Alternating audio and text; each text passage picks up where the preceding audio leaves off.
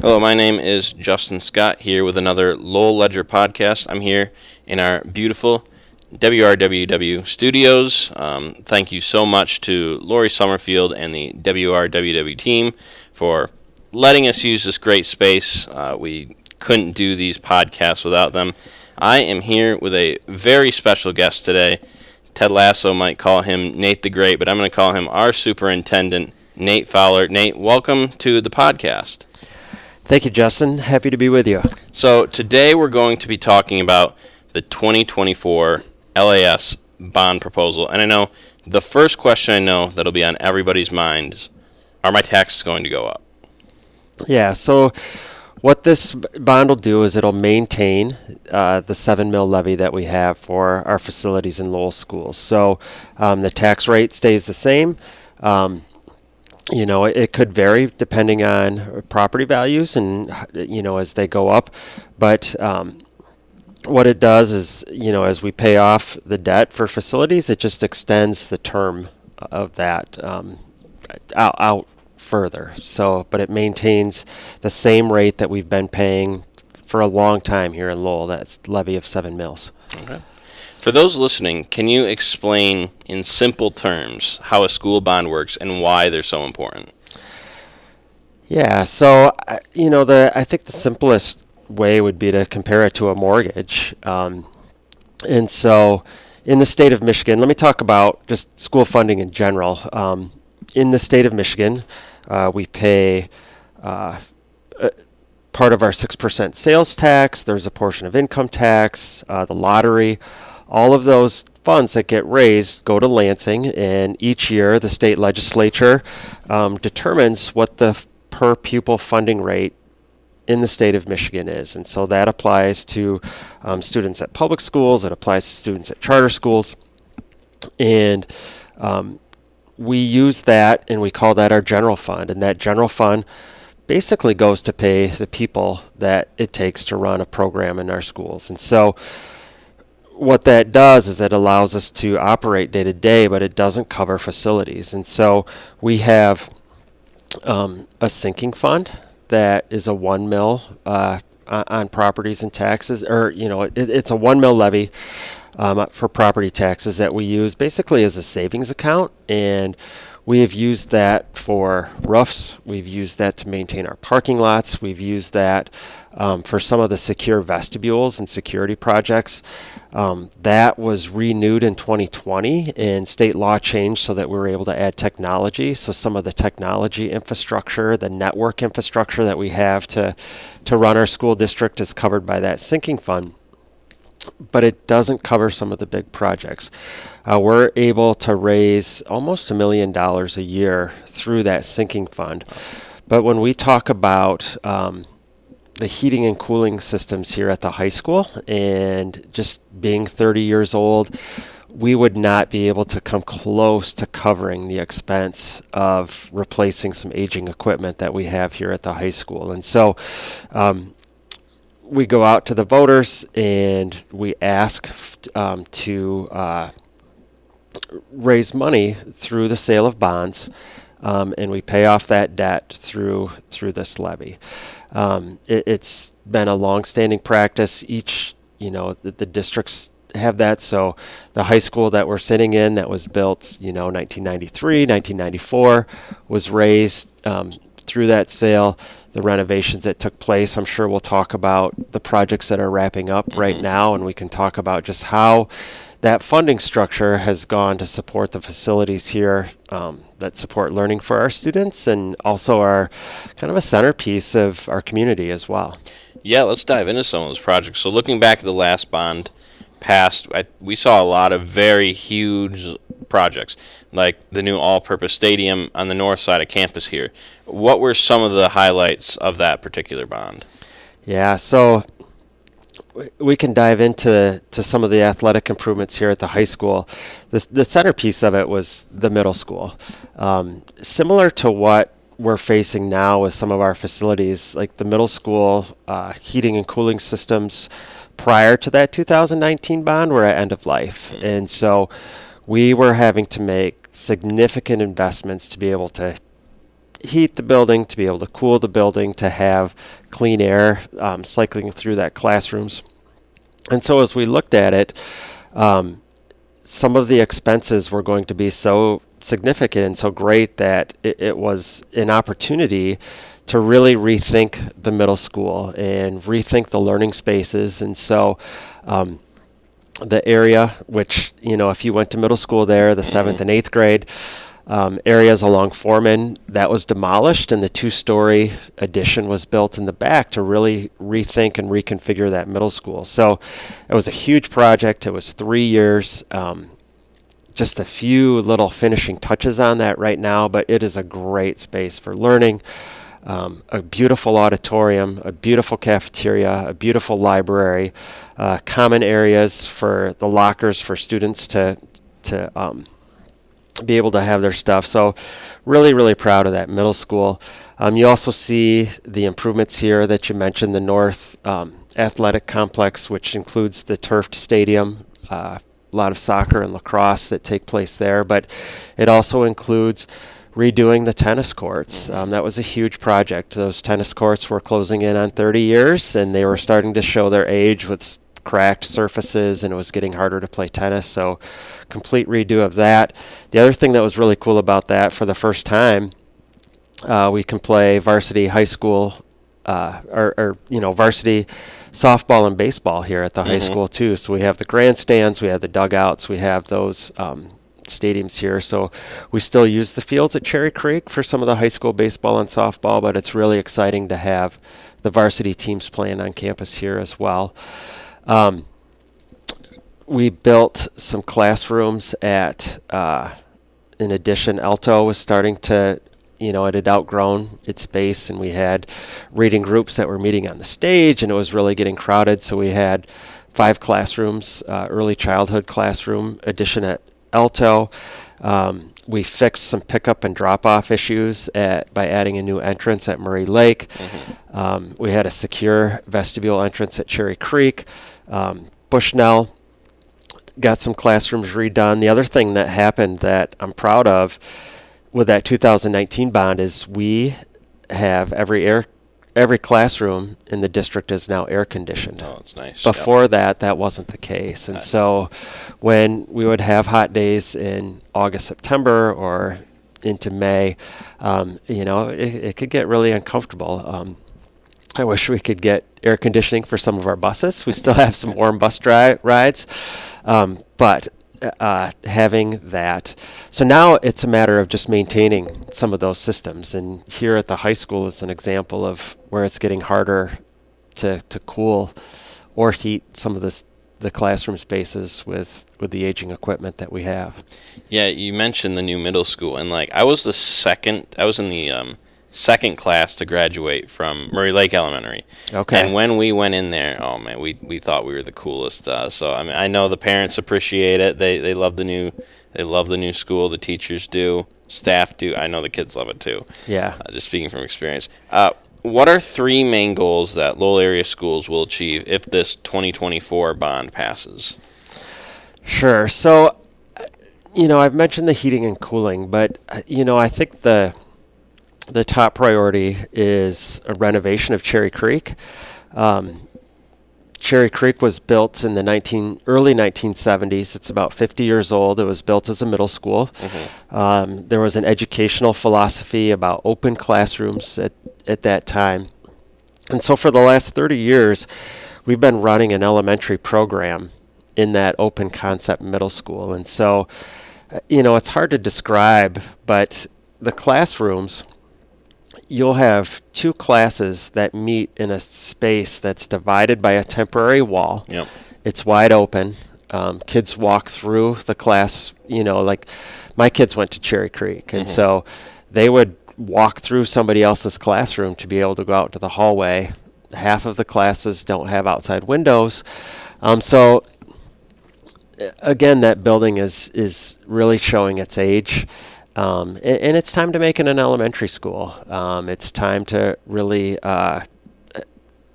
showcase that building and, have it be, a focal point like the middle school at the center of town to really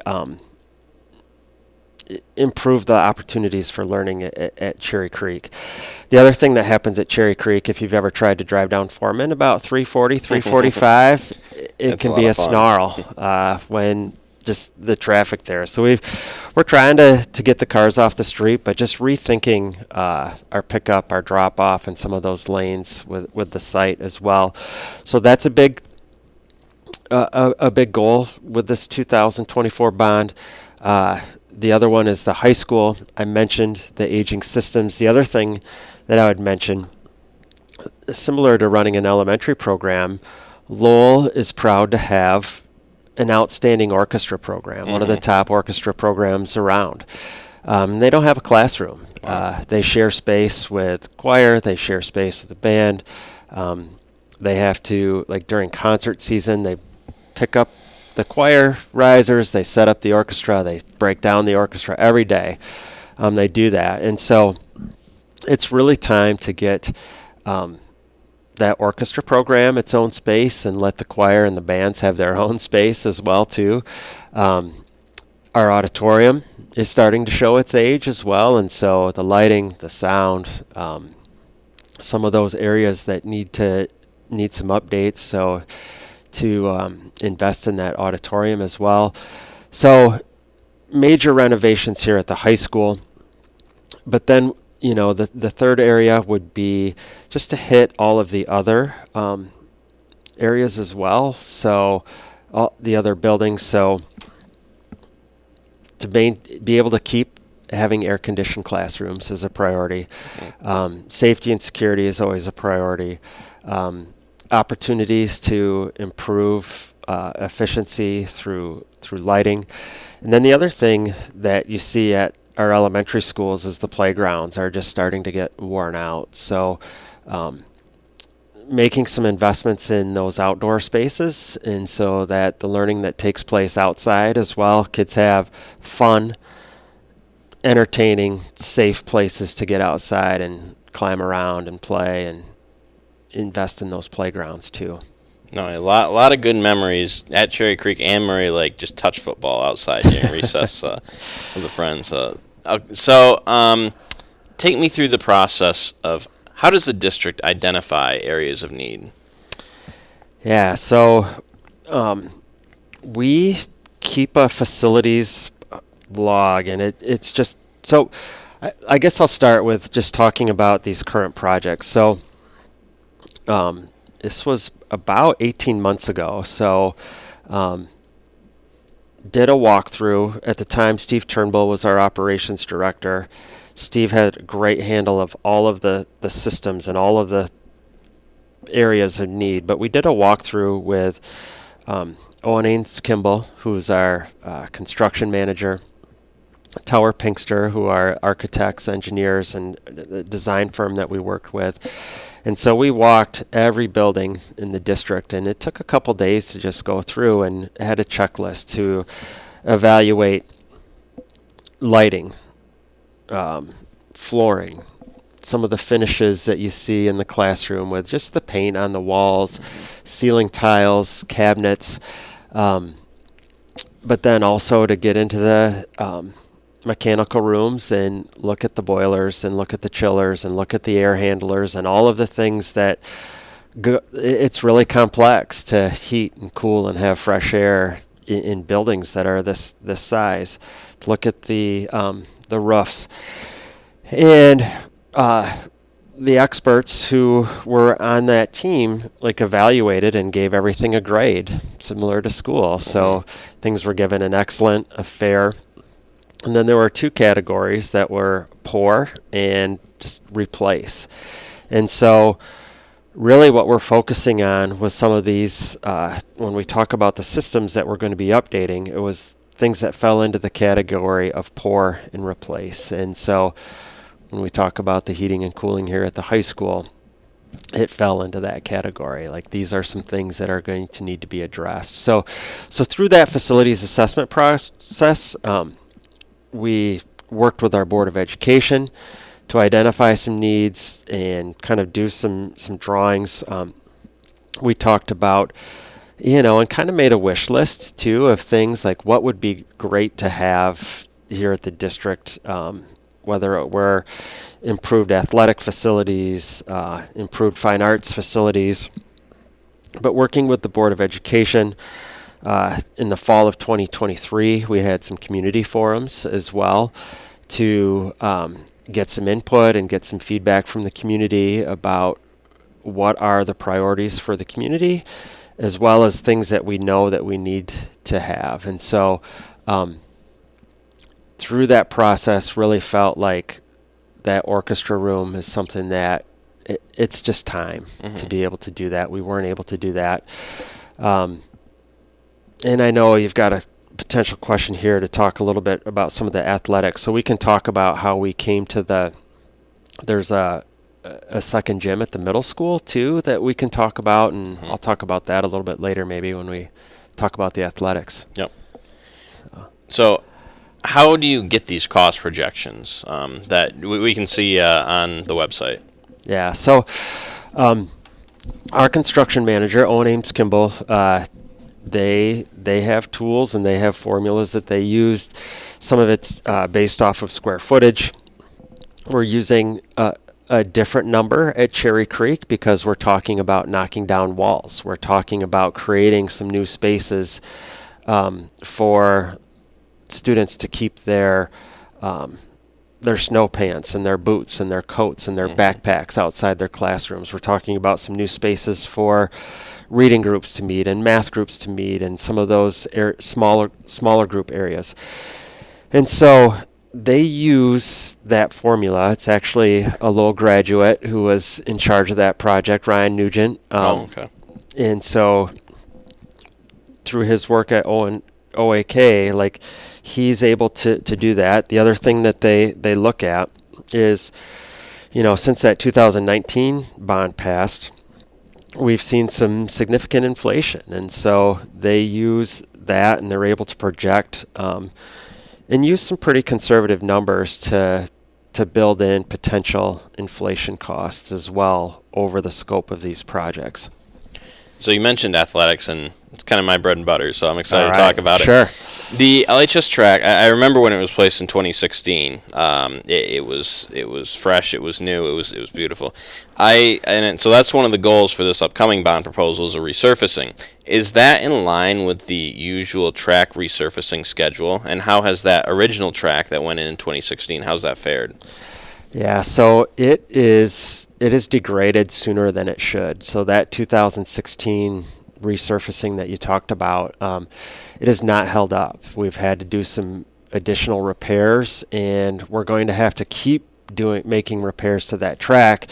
And the reason why is because the base of the track has shifted and it's cracked and it's broken. And so this is more than a resurface. This is a complete rebuild of the track. This is redoing the base, like pulling the base out and redoing the base of the track and then building the track on top of that. So this is a major, just a complete redo of the track so that we don't have to keep using some of those general fund dollars to keep making the track repairs. And it's getting to the point where we could start seeing some safety issues with some of the cracking that we're seeing and some of the separation that we're seeing in the track. Similar to why we had to redo and replace the tennis courts last year, we're seeing that same type of degradation of that surface at the track as well. Other athletic projects, we're hoping, like when you drive in and you see the stadium, some of the red seats that you see that are pink, like it's one of the first things that I've seen, just those faded colors. So just some updates to the concession area, to the press box, make sure that we still have comfortable seating, the team room, the field house down there. So just touching some of that stadium to make sure that it's updated. We learned really quickly when we built the new North Stadium that the lighting and the sound was just not adequate down at that stadium. So part of what we were able to do with some of our contingency funds was to improve the lighting at the football stadium as well as the sound. So we saw the results of that last fall. So I'm excited about that. But just to bring the stadium up. The other piece is As we planned the new middle school, there was space in there for a second gym, for an auxiliary gym, and that it will benefit middle school programs, but it benefits all the programs. Like we just have a lack of gym space in Lowell for all of our youth programs, and in the wintertime, there will be soccer training, there can be lacrosse training during our basketball seasons. There's still volleyball training that goes on, and so we're going to, part of this would be to build an auxiliary gym. Kind of, it would butt up to the current gym in the two-story addition where the classroom wing. So there, we left space. We didn't have enough money with the 2019 bond to be able to complete that second gym. So it was a project that we pushed off. And we looked at ways to maybe address that up here, but we will have that second gym at the middle school. The other thing, a program that hasn't received much attention, surprisingly enough, I saw your article in the Ledger about the wrestling championship last week, but the wrestling program, they are housed at Cherry Creek. And so that locker space, they don't really have a good team area to meet. Oh yeah, they're they're kind of like kids' lockers. Yeah, they really are. And so to create some separation between that wrestling area in the elementary program, as well as just to update that wrestling room. So like in that 2019 bond, it benefited gymnastics, all of kind of the outdoor sports here at the high school. So really excited to be able to update and upgrade that wrestling room and create some separation between the wrestlers, like have a separate entrance into that gym locker area.